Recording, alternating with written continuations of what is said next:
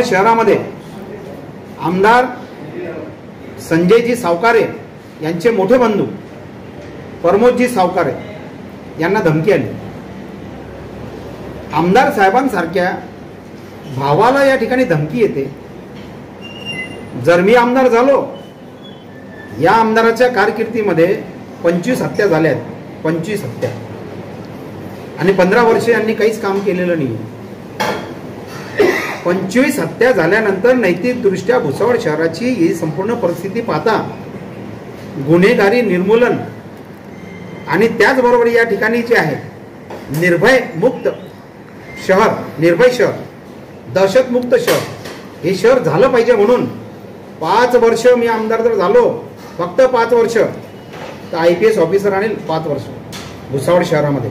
जे 15 वर्षामध्ये आमदार करू शकले नाही, जे 5 वर्षात आमदार शहरामध्ये करू शकले नाहीत, ते मी चमत्कार करून दाखवेल, क्रांती करून दाखवेल। जर मी कामानी केली जनतेची, मी प्रचंड जन आंदोलन जनतेच्या प्रश्नांवरती आम्ही दोघी नवरा बायकोंनी केलेले आहे, आमच्या कार्यकर्त्यांनी केलेले आहेत, आमच्या 10 संघटनांनी केलेले आहेत। जर मी जनतेचे कामं करण्यास अपयशी ठरलो, तर मी या ठिकाणी जे तुम्ही मला भर रस्त्यावरती बोट मारा, तडकाफडकी राजीनामा देईल।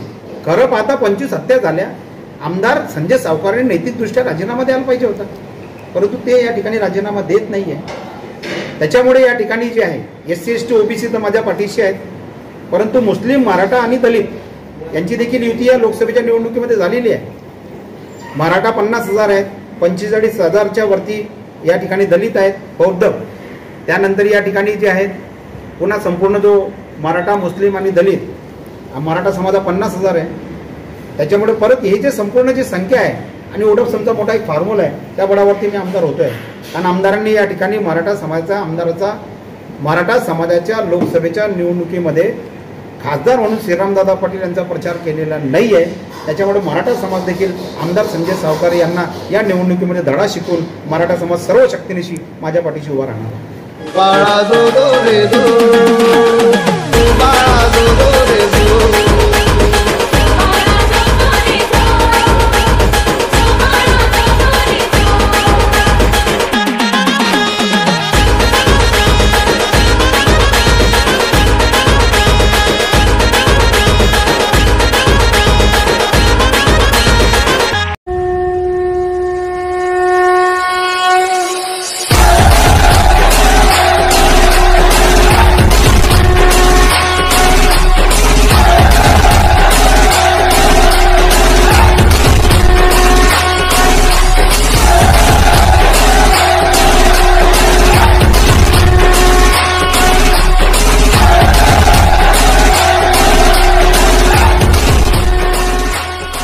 Subscribe now and press the bell icon.